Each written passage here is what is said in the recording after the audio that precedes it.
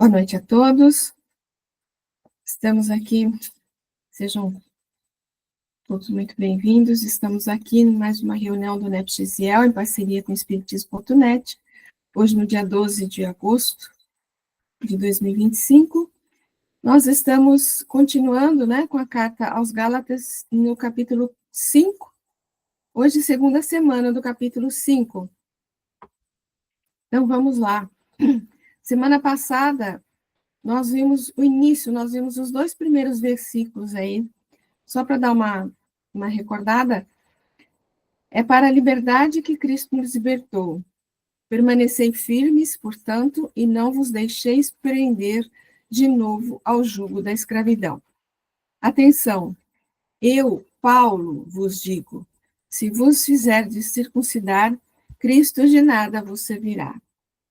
E hoje a gente vê esse terceiro, que eu já vou colocar aqui em destaque aqui, Declaro de novo a todo homem que se faz circuncidar, ele é obrigado a observar a lei.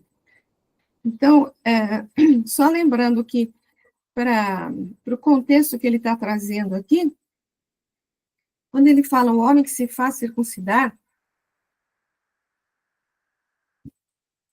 lembrando que quando ele fala de circuncisão, ele lembra que a verdadeira circuncisão é a circuncisão do coração, e não da carne. Então, aquele que se faz circuncidar, pensando aí no sentido de circuncisar realmente no sentido da carne, da matéria mesmo, Ou seja, aquele que se faz assim, ele se faz porque ele quer seguir a lei de Moisés, com todas aquelas questões exteriores que ele está nos mostrando aqui, que não é a questão mais importante, Então, a pessoa que se propõe a isso, ela é obrigada, realmente, se ela quer ser um seguidor da lei de Moisés, com todas as questões trazidas por ele, ele é uma pessoa que é obrigada a observar toda a lei, e não parte da lei, Toda a lei. Mas vamos ler um pouquinho aqui. Paulo já havia comentado a respeito desse assunto. Por isso, ele reforça, ou seja, ele informa a quem está se dirigindo, aos cultores da fé exterior, se fez circuncidar ali, como ele fala, no sentido de cultores da fé exterior, ou da religião por fora. Isso, para nós, tem um significado importante, pois é muito comum usarmos o texto evangélico de acordo com os nossos interesses. Quando algo no comportamento alheio nos desagrada, rapidamente encontramos uma citação evangélica que justifique nossa posição e condene nosso semelhante. Todavia, será que temos a consciência tranquila quanto à vivência de todos os preceitos contidos nesse livro sagrado? Não esqueçamos o que nos justifica também nos condena. Com a mesma medida que medirmos, seremos medidos. Se severos, com severidade. Se misericordiosos, com misericórdia. Ou seja, você colhe aquilo que você planta, E é fácil olhar para os outros e identificar ali equívocos, posições equivocadas ali. Agora, a gente está acusando, mostrando ali o engano do companheiro, mas será que a gente está com a vivência total de todos os ensinos que a gente vê nos livros sagrados, tanto no primeiro como no segundo, na segunda revelação, como na doutrina espírita também, É uma reflexão a ser feita isso. E isto, como nos informa o inspirado do Cristo, serve para todo homem. Isto é, se já temos condições de compreender a lei, somos obrigados a observar toda a lei. Já dissemos, a circuncisão representa qualquer atitude exterior que marca a atividade religiosa. Dessa forma, se gostamos tanto de dizer a que seita pertencemos e de exteriorizar manifestações que se mostram ajustadas ao contexto litúrgico de nossa crença, por que não exteriorizarmos o mandamento maior, que é a essência, a síntese de todas essas manifestações? Um novo mandamento vos dou: eu vos amei uns aos outros, como eu vos amei a vós. Que também vós uns aos outros vos ameis.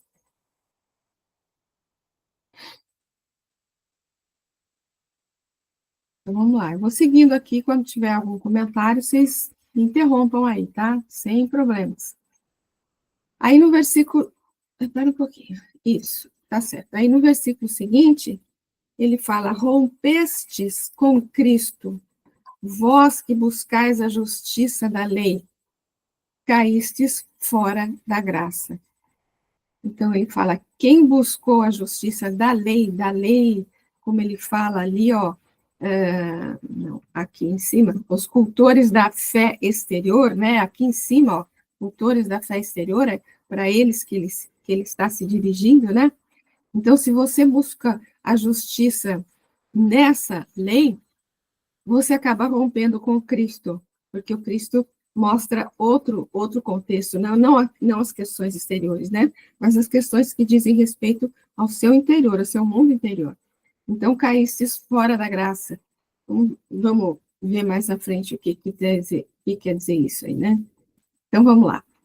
Primeiro, rompestes com Cristo. Eu pus o versículo aqui em cima, ó, em negrito, o trechinho do versículo, né? O rompimento é sempre de nós para com ele. Apenas a nossa má vontade, rebeldia ou ignorância alimentada podem nos impedir de alcançarmos e mantermos a união com o Cristo. Ou seja, ele nunca rompe conosco, né? Ele nunca se afasta de nós. Nós que nos distanciamos no sentido de não em função realmente da nossa má vontade, como está aí, né, da nossa rebeldia, ou até da ignorância alimentada, né? Nós que nos distanciamos em função das nossas atitudes, das nossas escolhas, né? Da maneira como vivenciamos a verdade. Nós que nos distanciamos, ou seja, nós que promovemos esse rompimento. Ele está sempre ali, né? Me lembro daquela passagem, daquela versículo que fala: estou à porta e bato. Mas a pessoa tem que abrir a porta para ele entrar, né? Então, seguindo, no mesmo versículo, né, tá aqui em cima, vermelhinho: rompeste com Cristo, vós que buscais a justiça da lei. Sobre isso, né? A justiça não consiste na prática dos aspectos exteriores da lei, mas sim no cumprimento integral da lei divina, da qual a lei traz a essência e que em Cristo se mostra em plenitude. Aqui tem dois versículos que estão em Mateus, né? Eu é que tenho necessidade de ser mergulhado por ti, e tu vens a mim. Isso é uma fala de João Batista, né? Perguntando para Jesus. E aí Jesus responde: permita, no entanto, desta maneira, pois nos convém cumprir toda a justiça. Então, a princípio, né, foi no momento do batismo de Jesus, né? E fala, João fala: eu que devia ser batizado por você, né? E você vem aqui para eu te batizar, né? Para eu te mergulhar, né? Eu que devia ser mergulhado por ti. E ele fala, no entanto, por enquanto, né? Na verdade, ele fala, por enquanto isso é necessário, né? Convém que se faça assim, porque convém que era conveniente que ele mostrasse que ele realmente estava ali, não para destruir a lei, né? Mas para cumprir a lei da maneira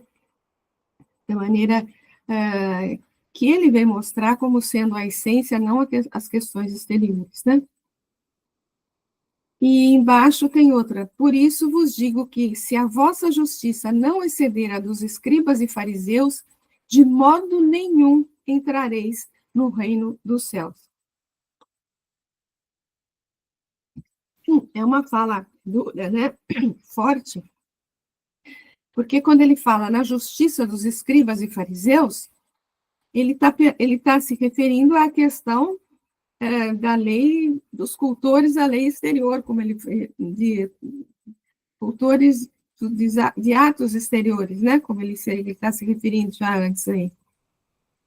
Então, se você se prender ao tipo de justiça que eles apresentam, né, que você só seria justificado, ou seja, só seria uma pessoa boa, entre aspas, né, um homem de bem, se você tivesse todos aqueles atos exteriores, e cultura, e holocaustos, e, enfim, todas aquelas questões, né?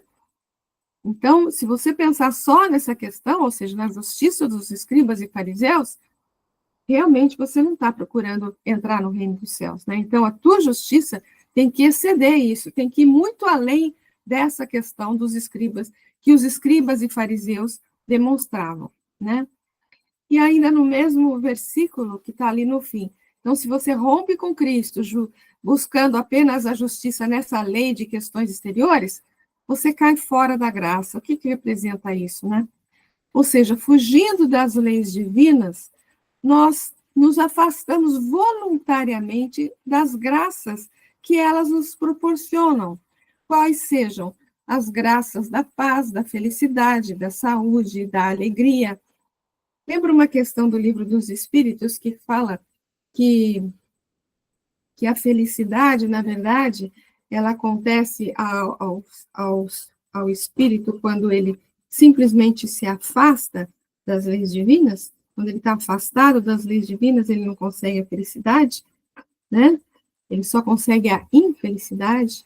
Então, é por aí, né? Você perde essas graças da paz, da felicidade, da saúde, da alegria, né? E embaixo o versículo de João, porque a lei foi dada por meio de Moisés, a graça e a verdade vieram por meio de Jesus Cristo. Bonito isso, né? A graça e a verdade vieram por meio de Jesus Cristo.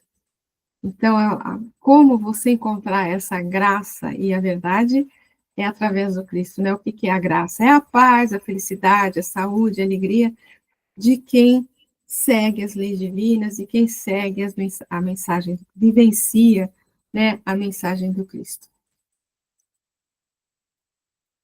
E aí uma fala de Kardec: não espereis dobrar a justiça do Senhor pela multiplicidade das vossas palavras e das vossas genuflexões.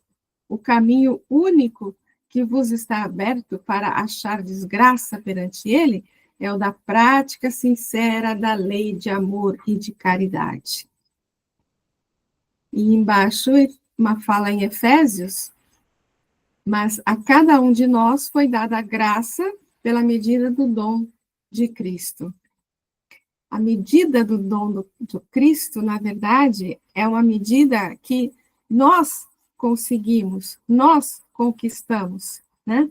Nós conquistamos com as nossas atitudes, com a nossa maneira de ser, com a nossa prática sincera da lei de amor e de caridade, né? E em cima ele fala está falando da oração, na verdade, né? E não adianta tantas palavras, uma oração. Às vezes tantas pessoas declamam, né? Declamam orações decoradas aí, né? E falam assim automaticamente e nem se atém ao sentido de cada uma das palavras que ela está proferindo, né? Então, aquilo praticamente não tem a força de uma oração sincera mesmo, né? É só como recitar uma poesia, uma coisa assim, né? Então, não é por muitos momentos de reflexão, muitos momentos de orações recitadas sem, sem calar dentro do coração, né? Que a gente vai buscar a nossa elevação. Nossa elevação a gente vai encontrar, como ele diz aqui, através da prática sincera da lei do amor e da caridade. E o versículo 5, ele fala: nós, com efeito, aguardamos no Espírito a esperança da justiça, que vem da fé. Que ele tinha falado assim: rompestes com Cristo, vós que buscais a justiça na lei, caístes fora da graça. Aí, na sequência, ele fala: nós, entretanto, estamos aguardando, né? Com efeito, aguardamos no Espírito a esperança da justiça que vem da fé. Então, sempre aos pedacinhos, né? Aqui em cima o versículo, ó, nós com efeito aguardamos no Espírito. Como a gente pode pensar nesse aguardamos no Espírito, né?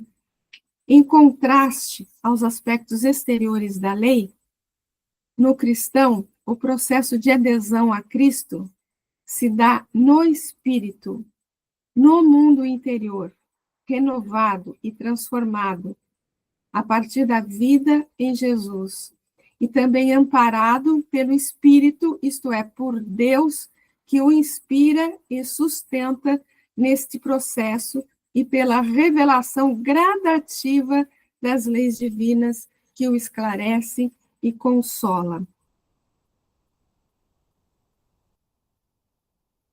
É interessante ele falar aí pela revelação gradativa, né, das leis. Tá certo que a gente teve uma revelação gradativa à medida que a gente foi, ao longo da história aí, nós tivemos as 3 revelações, foi uma questão gradativa também, né? Mas a gente pode pensar na questão individual, que o entendimento, né? O entendimento maior de todas as leis divinas, de toda a mensagem do Cristo, ela vai se ampliando à medida que a gente vai crescendo espiritualmente. É que nem aquela metáfora que o Kardec coloca, acho que no livro, acho que é no Evangelho segundo o Espiritismo, não me lembro onde que está essa metáfora, que ele fala que ele está falando de outro assunto, né? Mas ele diz assim, ele faz aquela comparação. Quando você está no pé do morro, você tem uma visão limitada, vamos dizer assim, né? À medida que você vai subindo o morro, a sua visão ela vai se ampliando, você vê mais distante, pode visualizar mais os acontecimentos, tal, né? À medida que você sobe, quanto mais você sobe, mais amplia a sua capacidade de visão. E é o que a gente pode trazer aqui, à medida que a gente cresce espiritualmente, a nossa compreensão das leis divinas, a nossa compreensão da mensagem do Cristo, ela vai se ampliando, né? A nossa capacidade de entender aquilo de maneiras mais amplas, né? Mais amplas, sempre mais amplas. Para Paulo, a justiça vem através do ajustamento a Deus e a sua lei. Na Gênesis, né? Isso, é porque ele fala da visão do futuro, né? É por isso que e isso realmente deve estar na Gênesis mesmo. Então, olha, aquele que está conexo com o Criador em espírito, este é o que já se tornou justo. Devemos compreender que este é o objetivo maior da existência e que as experiências reencarnatórias só são necessárias porque não conseguimos alcançar essa justiça em apenas uma vida. Com certeza, né? Portanto, para nós, que já alcançamos essa compreensão, mais ou menos, né? A justiça, ou o ato de nos tornarmos justos, deve ser buscado a todo instante pela transformação moral, como buscamos alcançar todos os nossos outros objetivos. Prosseguindo, segundo o apóstolo, nós aguardamos essa realização, ou seja, é a construção dia a dia através de atitudes renovadas. Para o cristão, não existe aguardar na ociosidade, mas um trabalho íntimo de iluminação a todo instante. Em Romanos, ele nos diz que a salvação, que é outro nome desse ajustamento, é objeto de esperança, e que ninguém espera o que vê, mas o que não vê. Compreendemos assim que é uma construção a realizar, e esta esperança na justiça, como aqui ele define, vem da fé. Mas não de uma fé inoperante, mas uma fé que, pela entrega de si mesmo ao serviço do Senhor, transforma o ser em nova criatura. E ainda falando da questão da esperança, né? Ainda no mesmo versículo, né? Está aqui em cima, ó. Nós, com efeito, aguardamos no Espírito a esperança da justiça, que vem da fé. Olha, deixa eu só ver uma coisa aqui. Tá. Ainda estamos muito distantes de alcançar a plena justiça, o pleno cumprimento da vontade divina. Mas a esperança de alcançá-la é a força que nos guia e alimenta nessa jornada. E aqui tem duas falas aqui em Hebreus: sem esmorecer, continuemos a afirmar a nossa esperança, porque é fiel quem fez a promessa. E uma fala de Alcione: viver sem esperança é o pior de todos os males.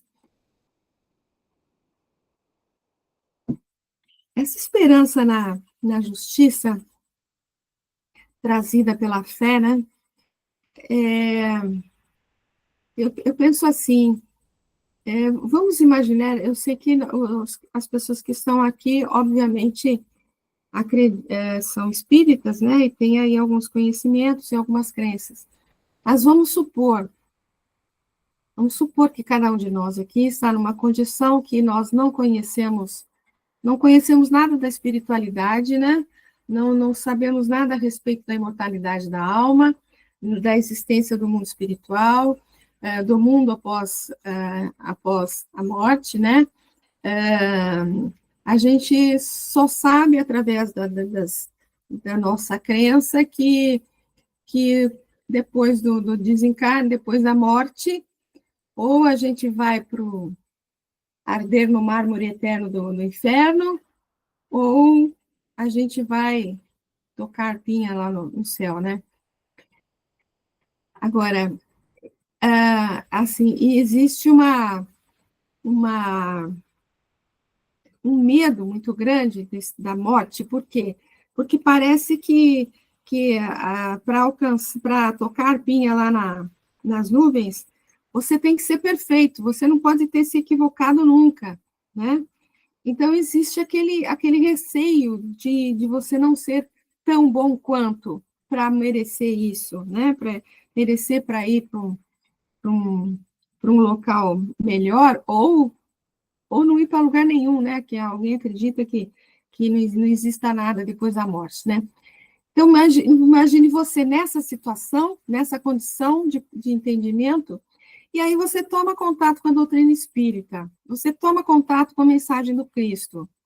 Então, você começa a entender que mesmo que você realmente tenha se equivocado, como todos nós nos equivocamos, existe uma esperança que você não vai ficar eternamente ardendo lá no mármore do inferno, né?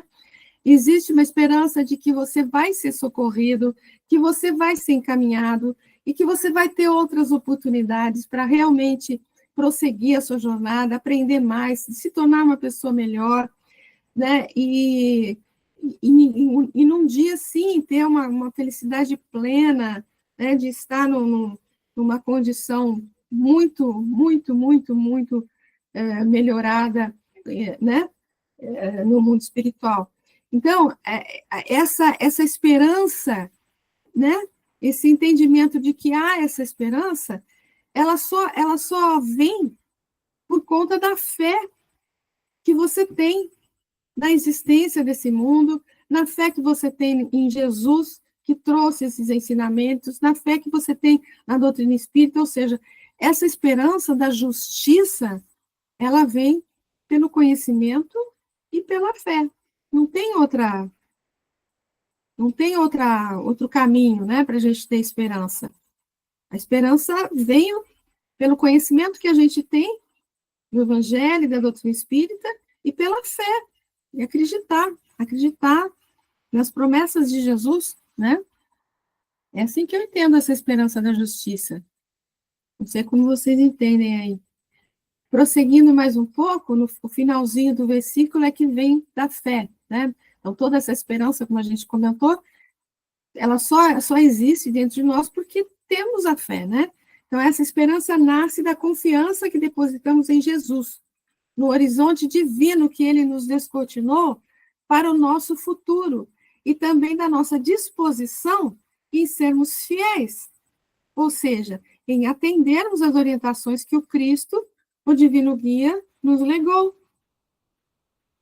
Então, essa esperança faz com que a gente realmente se esforce mais no sentido de seguir as orientações do Cristo, né? Os ensinamentos dele. Então, embaixo aqui há uma fala em Hebreus. A fé é a garantia dos bens que se esperam, a prova das realidades que não se veem. Então, a fé é a garantia que a gente vai conseguir a graça divina, vai conseguir a justiça divina, né? E a fé é a prova que existe aquilo que a gente ainda não vê, mas que a gente acredita que exista, né? Alguém quer comentar alguma coisa? Agora vem um texto do Emmanuel aqui.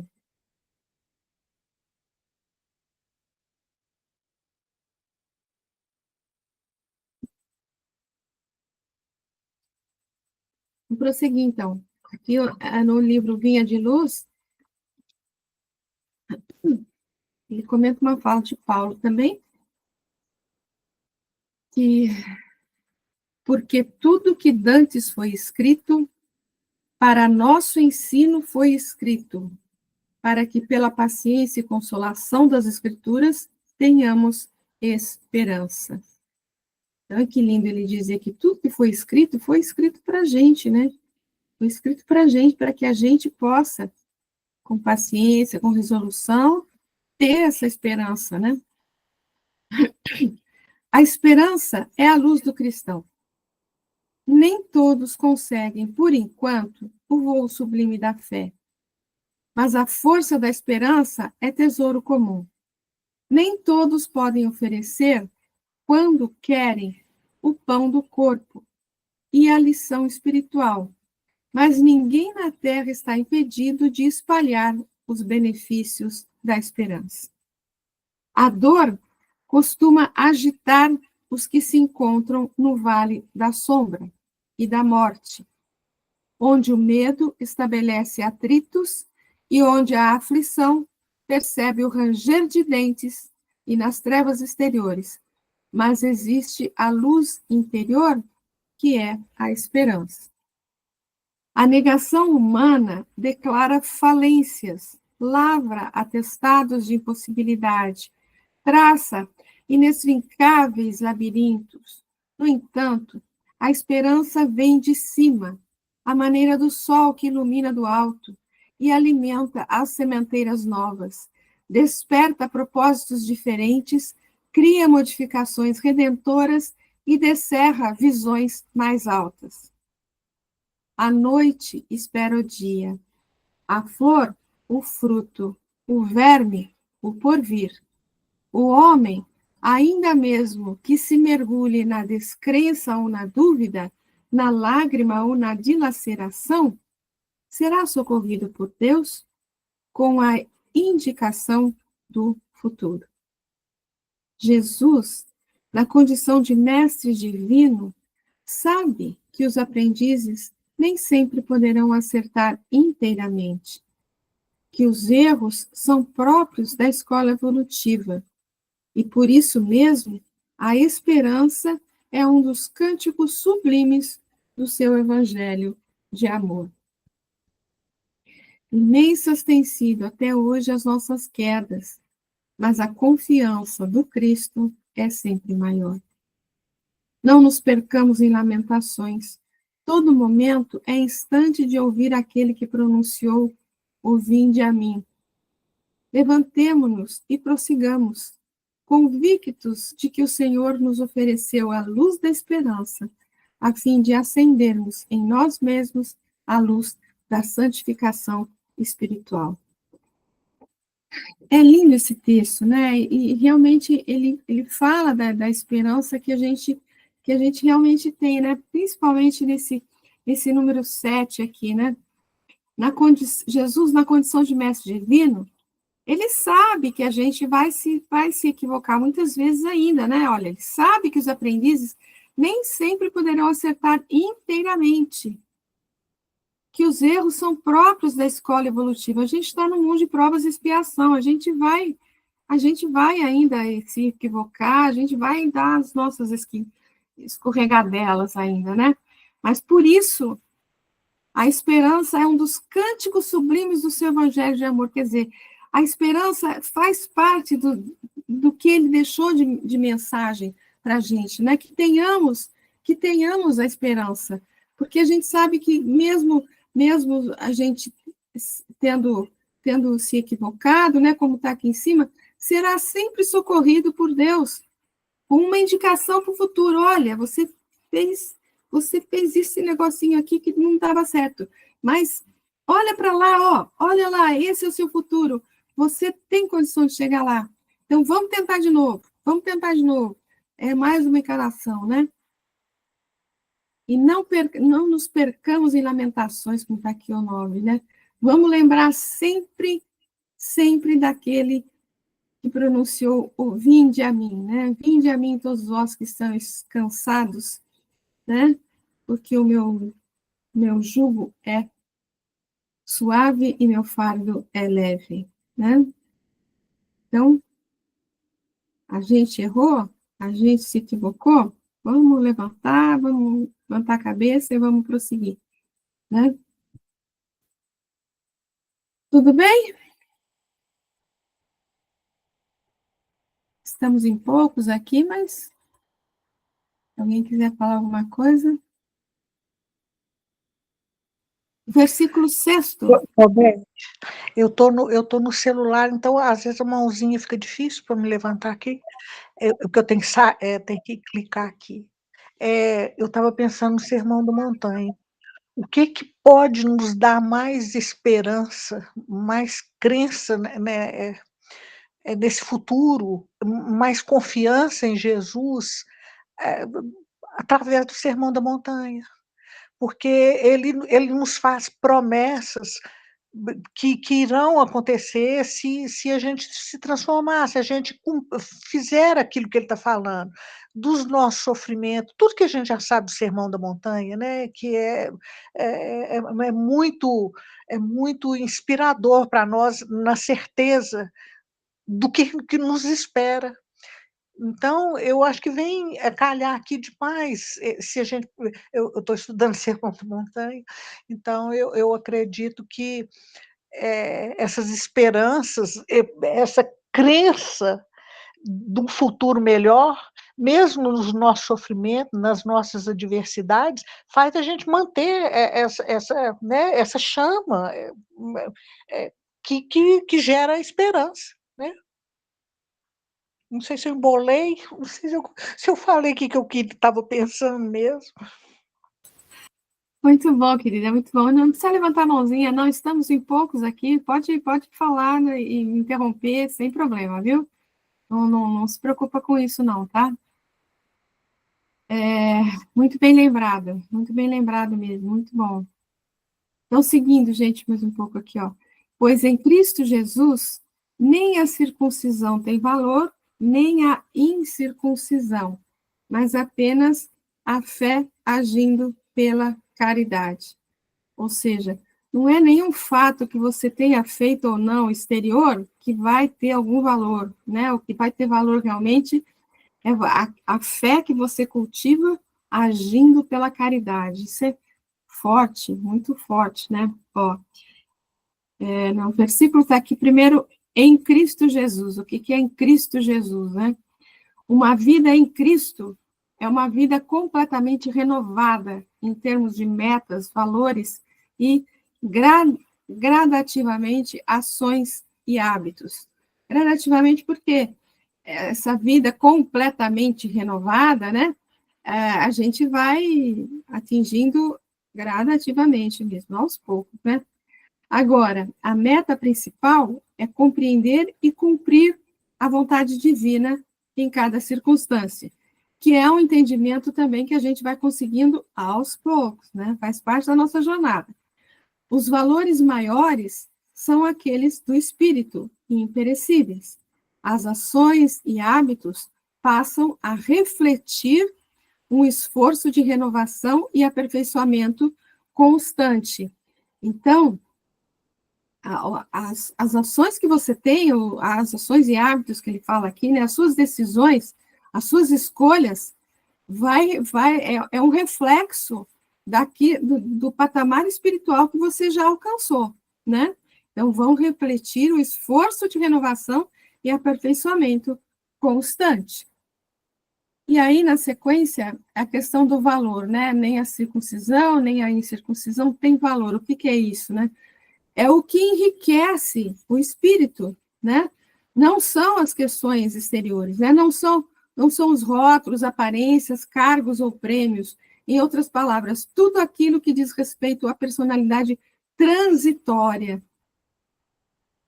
única e exclusivamente as virtudes e os conhecimentos adquiridos têm realmente valor espiritual na construção do homem de bem. Ou seja, a questão que tem valor não é nada de material, né? Não é nada de material, nem de nenhuma condição transitória, né? Personalidade transitória, como ele fala aí, né?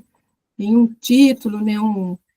Mas, realmente, a questão como estava lá, né? Lá atrás, vamos buscar aqui de novo. Deixa eu ver aqui, onde é que estava mesmo? Espera aí. A prática sincera da lei de amor e de caridade, né? Fala de Kardec. Prática sincera da lei do amor e da caridade, né? Voltando aqui, estamos aqui. E continuando, a questão da circuncisão e da incircuncisão, né? Esse é um tema recorrente em Paulo. Na primeira carta aos Coríntios, diz ele que a circuncisão nada é e que a incircuncisão também nada é.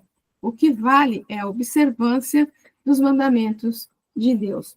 Ou seja, você fez ou deixou de fazer alguma coisa material, nada importa, né? O que importa é a observância realmente e agir segundo a caridade, né? Em Colossenses, continua aí não há grego nem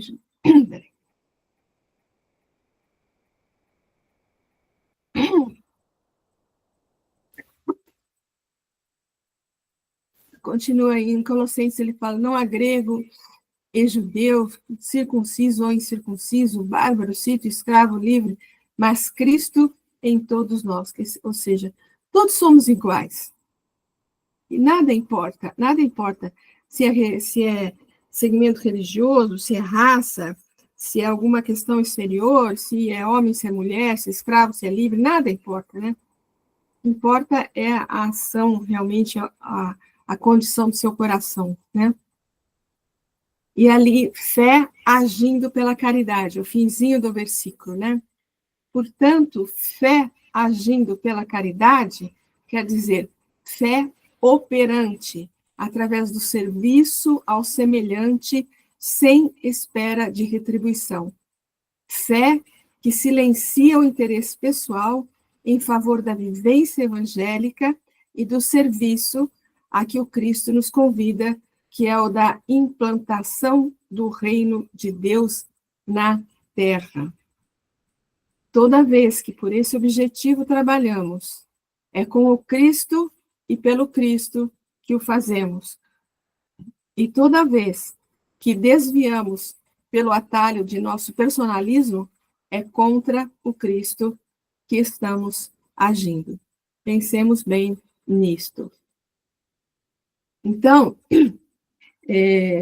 lembrando, né, uma carta de Paulo que ele fala também que ele compara o amor com a caridade, né? Então, a fé agindo pela caridade, ela vai atuar se você tiver amor dentro de você. Na verdade, no fundo, é o primeiro mandamento, amar a Deus sobre todas as coisas e o próximo como a si mesmo, não é?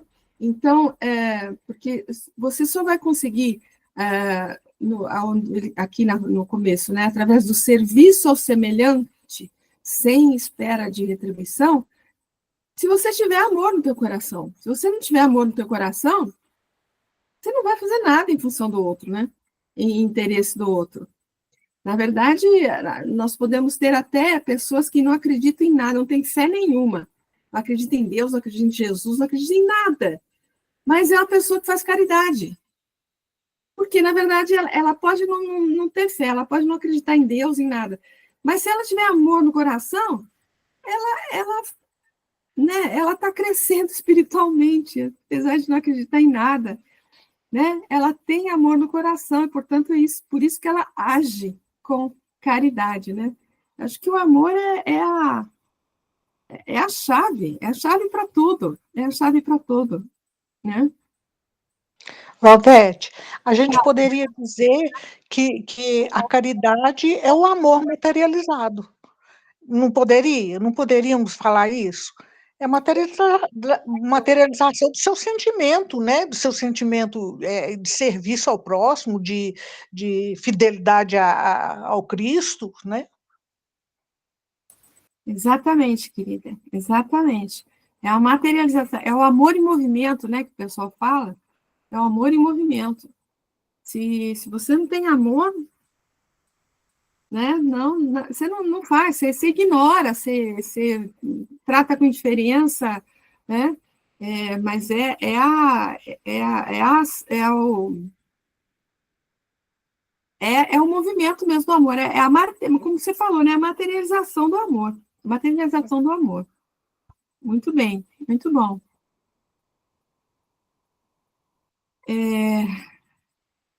Aí tem um texto de Emmanuel, acho que tem dois, não, um texto só de Emmanuel, que fala fé e caridade, né? Que já que ele está falando aqui, ó, fé agindo pela caridade, né?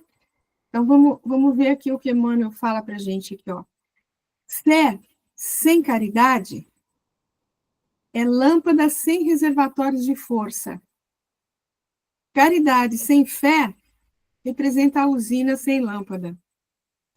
Quem confia em Deus e não ajuda aos semelhantes, recolhe-se na contemplação improdutiva, à maneira de peça valiosa mumificada em museu brilhante. Pessoa que se isola simplesmente para meditar, para orar e esquece do mundo, né? Nós não nascemos para isso, não. Está lá no livro dos Espíritos, o espírito que se isola, ele se estiola, né? Estiola no sentido de deforma, ele se deforma, né? Nós fomos criados para viver em sociedade, né? Em comunidade, junto com o próximo. Que é só com o próximo que a gente cresce, né? É só com o próximo que a gente mostra o que nós somos, né? Tem aquela mensagem do Emmanuel, que eu não vou lembrar onde está, mas que ele fala do próximo, né? O próximo é um presente de Deus para nós, é uma oportunidade que Deus está dando na nossa vida para que a gente possa crescer um degrauzinho, né? Então, se o próximo aparece com alguma dificuldade, dependendo da maneira como você encara isso, ou você sobe o degrau, ou você desce o degrau, né? Então, o próximo é sempre uma oportunidade, é sempre um presente de Deus na tua vida. Quem pretende ajudar ao próximo, sem confiança em Deus, condena-se a secura, perdendo contato com o suprimento da energia divina. A fé constitui nosso patrimônio íntimo de bênçãos. A caridade é o canal que as espalha, enriquecendo-nos o caminho. Uma nos confere a visão, e a outra nos intensifica o crescimento espiritual para a eternidade. Sem a primeira, a fé, né? Caminharíamos nas sombras. Sem a segunda, a caridade, permaneceríamos relegados ao poço escuro do nosso egoísmo destruidor. Jesus foi o protótipo da fé, quando afirmou: eu e meu Pai somos um. E o nosso Divino Mestre foi ainda o paradigma da caridade quando nos ensinou: amai-vos uns aos outros como eu vos amei. Desse modo, se somos efetivamente os aprendizes do Evangelho redivivo, unamos o ideal superior e a ação edificante em nossos sentimentos e atos de cada dia, e busquemos fundir numa só luz renovadora a fé e a caridade em nossos corações desde hoje. Então, quando ele coloca aqui em cima, né, o paradigma da caridade que Jesus nos ensinou: amai-vos uns aos outros como eu vos amei. Ou seja, caridade e amor andam juntas, né, de mãos dadas. De mãos dadas. Seguimos mais um pouquinho? Aí aqui está. Corrieis bem. Quem vos pôs obstáculos para não obedecerdes à verdade? Essa sugestão não vem daquele que vos chama. Ele está dizendo assim, ó, corrieis bem, quer dizer, vocês estavam indo bem. Eu passei por aí, passei a mensagem para vocês do Cristo, vocês aprenderam, vocês estavam vivenciando também toda a mensagem que eu passei para vocês, né? Agora, lembra que no começo da carta a gente comentou bastante sobre a questão de que havia um grupo de pessoas que tinham chegado em Gálatas estavam passando para eles uma ideia um tanto quanto equivocada da mensagem do Cristo. O pessoal que estava chegando eram judaizantes que achavam que todas as pessoas, todo o gentil, né, que queria participar ali do cristianismo, se converter ao cristianismo, na verdade, eles precisariam cumprir todas aquelas exigências exteriores que estavam na lei, né? Então, por conta disso, é que vem essa carta, e por conta disso que o Paulo está mostrando tantas questões aqui com relação às exterioridades, né? Os atos exteriores, né? Então, ele está falando aqui, vocês estavam indo bem, estava tudo bem, quando saí daí estava tudo certinho, né? E agora, o que está acontecendo, né? Quem que pôs obstáculos para vocês realmente não observar mais o que é realmente a verdade da mensagem do Cristo? Né? O que aconteceu? O que está acontecendo? Qual é esse obstáculo? Né? Essa sugestão que vocês estão recebendo não vem daquele que vos chama. Aqui eu não sei se ele está falando assim, né? Daquele que vos chama no sentido de que Jesus está chamando, né? Ou dele próprio, né? Que está falando aqui essa carta, né? Aqui para mim ficou ambíguo aí, não sei dizer, mas vamos correr um pouco mais aqui. Bom, ele está falando o que está trazendo obstáculo para que eles realmente prossigam servindo e prossigam seguindo a mensagem do Cristo, né? Então, uma reflexão aqui.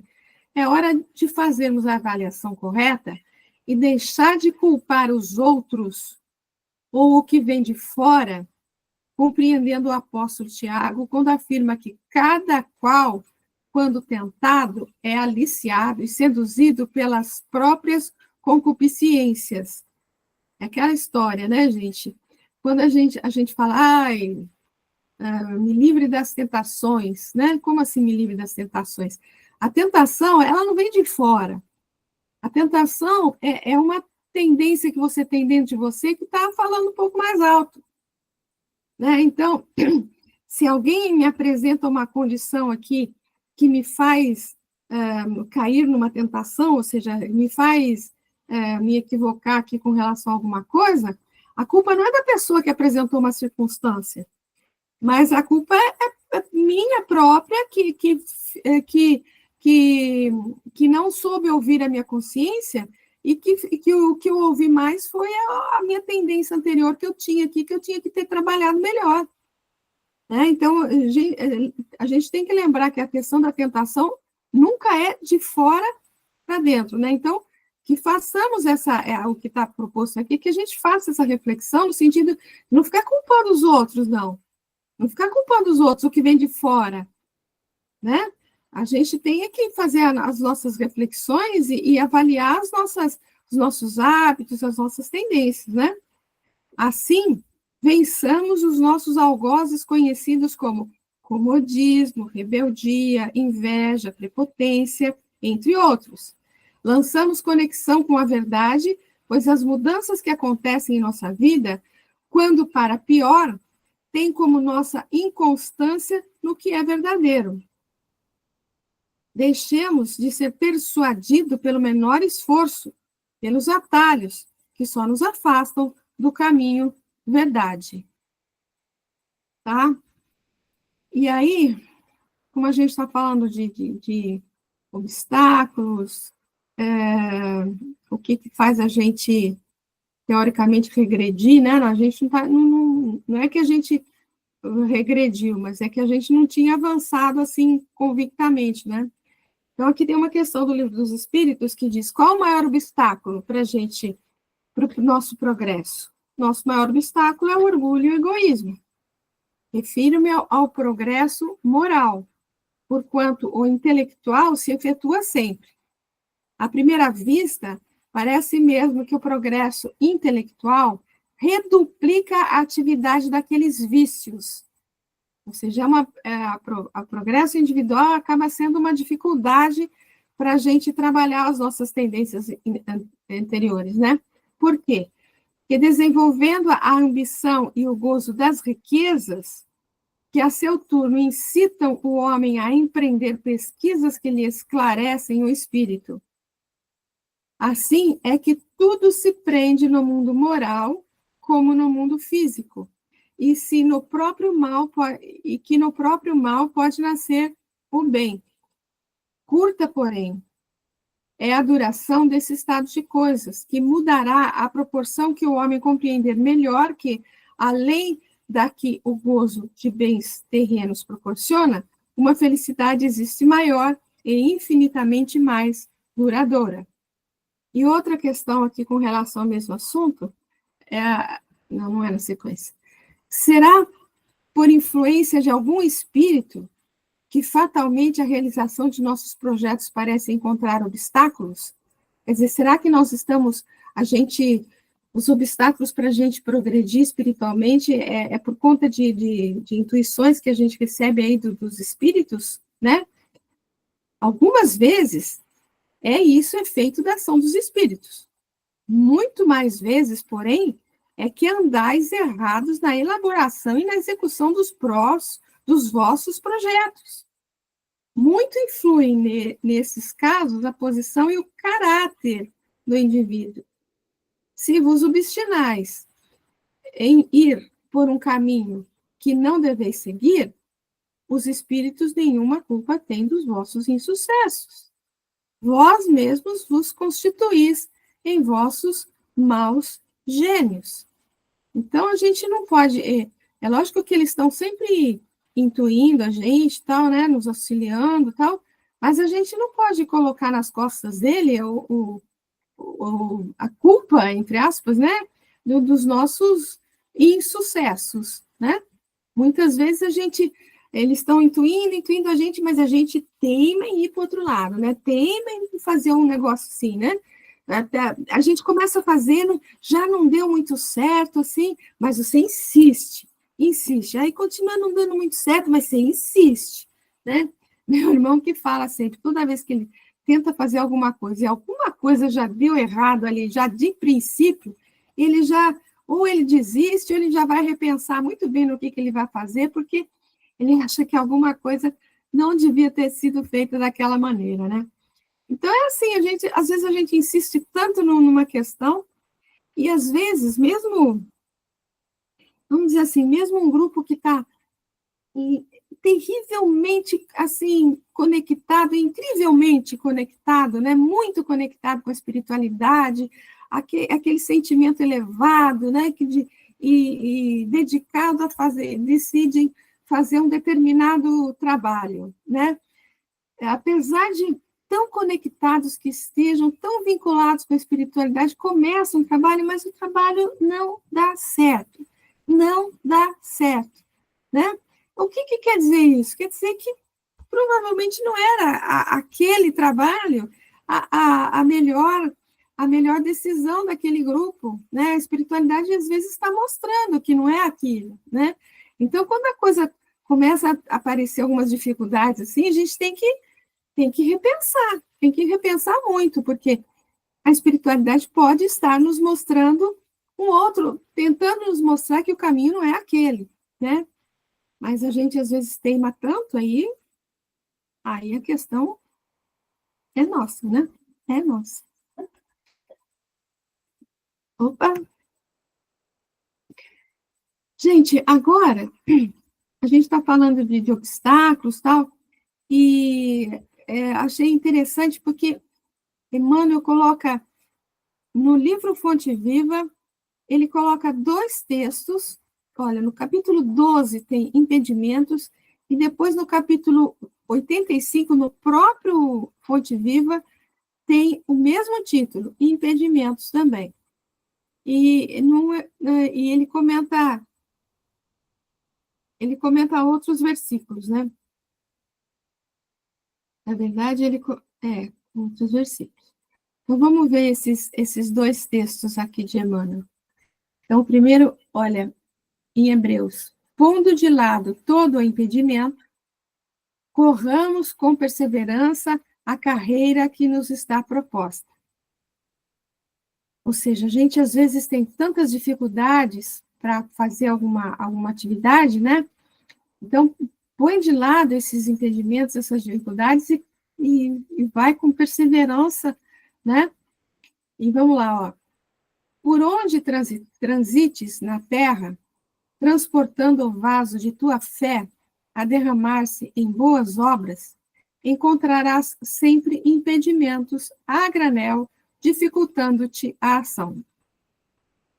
A gente sempre fala muito isso, né? Quando você realmente tenta mudar a sua trajetória, tenta realmente se vincular com o alto, às vezes, muitas vezes aparecem muitas dificuldades, né? Muitos impedimentos, muitos obstáculos no sentido de, às vezes até da família, que pode até, né, trazer alguma dificuldade ali, né? Então, por exemplo, hoje é o fracasso nas tentativas iniciais de progresso. Amanhã é o companheiro que falha. Depois é a perseguição descaridosa ao teu ideal. Afligir-te-ás com o fel de muitos lábios que te merecem apreço. Sofrerás de quando em quando a incompreensão dos outros. Periodicamente encontrarás na vanguarda obstáculos 1000, induzindo-te à inércia e à negação. A carreira que nos está proposta, no entanto, deve desdobrar-se no roteiro do bem incessante. Que fazer com as pessoas e circunstâncias que nos compelem ao retardamento e à imobilidade? O apóstolo dos gentios responde categórico, pondo de lado todo o impedimento. Colocar a dificuldade à margem, porém, não é desprezar as opiniões alheias quando respeitáveis ou fugir à luta vulgar. É respeitar cada individualidade na posição que lhe é própria. É partilhar o ângulo mais nobre do bom combate com a nossa melhor colaboração pelo aperfeiçoamento geral. E por dentro, na intimidade do coração, prosseguir com Jesus, hoje, amanhã e sempre, agindo e servindo, aprendendo e amando, até que a luz divina brilhe em nossa consciência, tanto quanto inconscientemente já nos achamos dentro dela.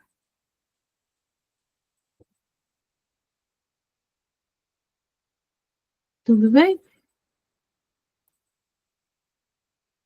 E o outro texto, Fonte Viva também, que está aqui, ó. Deixemos todo impedimento e pecado que tão de perto nos rodeiam e corramos com perseverança a carreira que nos está proposta. Na verdade, é praticamente o mesmo versículo, né? 12.1, mas está escrito de maneira diferente aqui. O grande apóstolo da gentilidade figura o trabalho cristão como sendo uma carreira da alma, no estágio largo da vida. Paulo, naturalmente, em recorrendo a essa imagem, pensava nos jogos gregos de sua época, e sem nos referirmos ao entusiasmo e à emulação benéfica que devem presidir semelhante esforço, recordemos tão somente o ato inicial dos competidores. Cada participante do prélio despia a roupagem exterior para disputar a partida com indumentária tão leve quanto possível. Assim também, na aquisição de vida externa, é imprescindível nos desfaçamos da indumentária asfixiante do espírito. É necessário que o coração se faça leve, alijado de todo fardo inútil. Na claridade da Boa Nova, o discípulo encontra-se à frente do Mestre, investido de obrigações santificantes para com todas as criaturas. As inibições contra a carreira vitoriosa costumam aparecer todos os dias. Temo-las com frequência nos mais insignificantes passos do caminho. A cada hora surge o impedimento inesperado.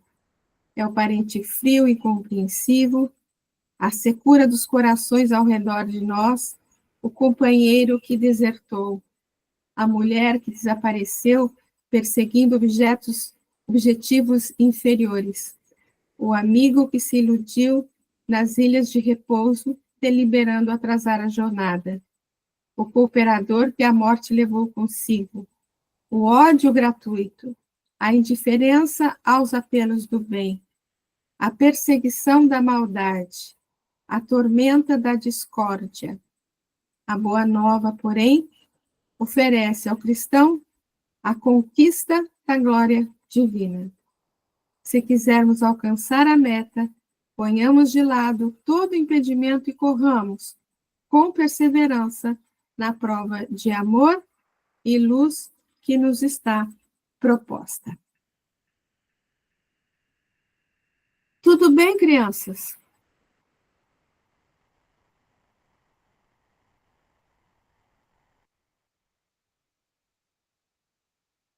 Pessoal, nós vamos parar por aqui hoje. Tudo bem? Eu só falar uma coisinha, Valete. Tudo aí essas mensagens aí de Emmanuel, essa reflexão aí de Emmanuel, ela leva, para mim, a um ponto que é o foco. A gente não pode perder o foco de forma nenhuma, o foco do porquê que nós estamos aqui, qual que é a nossa meta, a partir do momento que a gente recebe uma informação. Dá uma impressão que, por exemplo, assim, ele deu uma recomendação, ele instruiu, né, conforme a verdadeira o verdadeiro ensinamento do Cristo, mas as pessoas teimavam em voltar atrás, né, voltar atrás naquilo que já tinha que ter sido superado, né, um ensinamento que já foi superado, que é mais profundo, que está entendido de outra forma.